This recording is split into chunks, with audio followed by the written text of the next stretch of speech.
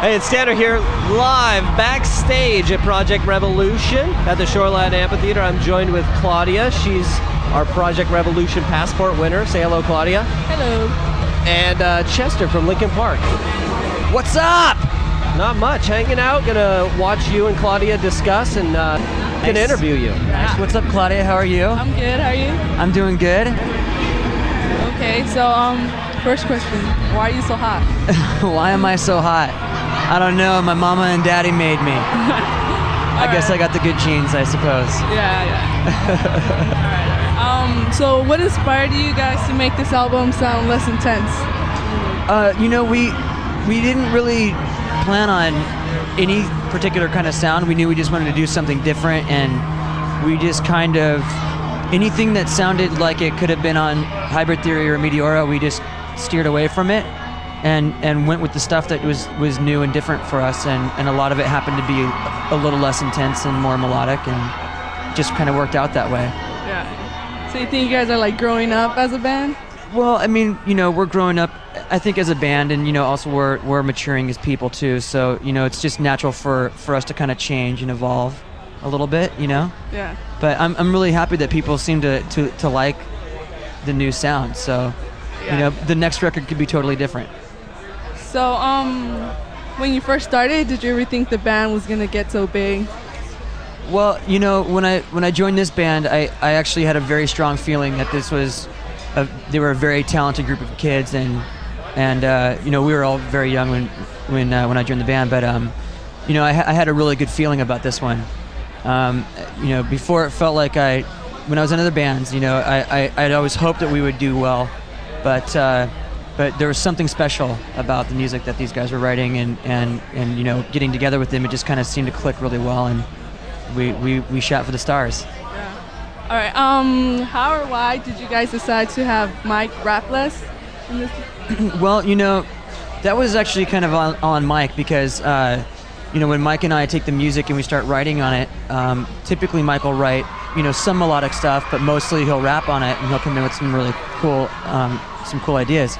This time around, he was writing more melodic stuff, and he wanted to hear singing on the songs rather than a lot of rapping, and so it was really more of a personal choice on Mike's end, because he just felt inspired to write more melodies, and you know, I'm not a rapper, so Yeah. I'm not going to go in there and write any rap parts, even though I have written very few little things in the past, but you know, everything I come up with is melodic, so it just turned out that way. And he actually made a joke about halfway through the process. He was like, you know, I'm writing myself out of the record, and I was like, well, then you have to sing, dude. Yeah. What is the most insane thing a fan has ever done?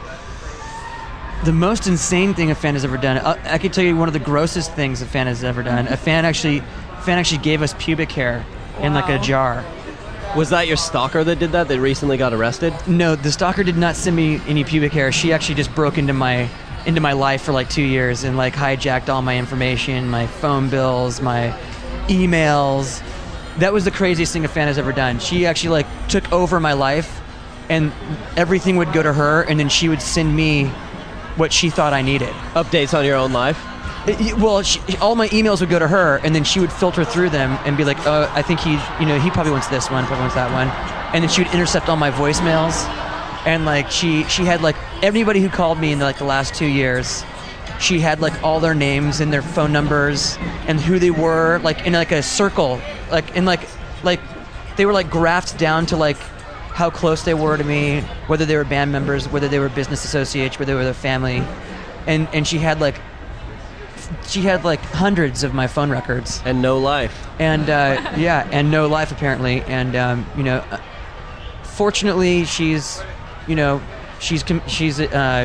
pleaded guilty, and she's facing a lot of time in prison and hefty fines. But unfortunately, too, you know, it's sad when people kind of take it too far, because I met her before. And she seemed like a nice person, and you know, just like with any of our fans, like you meet them and it's like it's great to meet our fans, and we like want to, you know, we'll go out of our way, but there's a line you don't cross, and when it happens, it's unfortunate, because you know, she's in a lot of trouble. Yeah. So, do you get any letters from her recently or anything like that? She's not allowed to contact me in any way, shape, or form. If she does, it's just one more charge, you know. But it was crazy. I mean, it got pretty frightening. You know, she would call me and say like, I know where your kids are. She'd call my phone. My wife would answer the phone and be like, you know, she'd be like, I own you. I know everything about you, and you know, you're a whore, and stuff. It's just like crazy stuff, and it was just really that was the stupidest and craziest thing a fan has ever done. Yeah, for sure. Do you feel that you stayed grounded over the years, or have you ever used your fame for personal use? Well, I would like to think that I'm a pretty grounded person, you know. I guess that's more up to the people who meet me to decide than myself, but you know, we're just normal guys, you know. We try to keep it, we care about our families, we care about our friends, you know, and we try to keep our focus on that kind of stuff. But I do use my fame for personal gain. Like what? It's for example, like I like to play golf every once in a while, so you know, I will you know, throw down the Lincoln Park card and get free rounds of golf, free lessons. You know, I played the day for free. I hooked the guy at the course with some tickets, and you know, signed an autograph, got a hot dog. You know what I mean? That kind of stuff. Oh, what's your favorite album that you guys made? You know, Hybrid Theory, what is really I think a cool record, and it's really good. But I think that Minutes to Midnight is our best because it's more mature. It's like it's more diverse than anything we've ever done. You know, it really kind of lives up to what we say about ourselves. You know, we really feel like we don't just fit into one particular style or sound.